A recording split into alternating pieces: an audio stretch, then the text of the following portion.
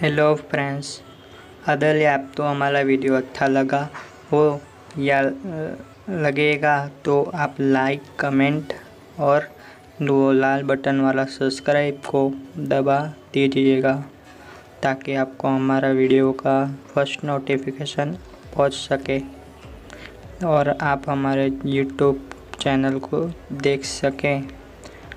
तो अगर आप हमारे चैनल पर नए आए हैं तो इस चैनल तो सब्सक्राइब कर लेना।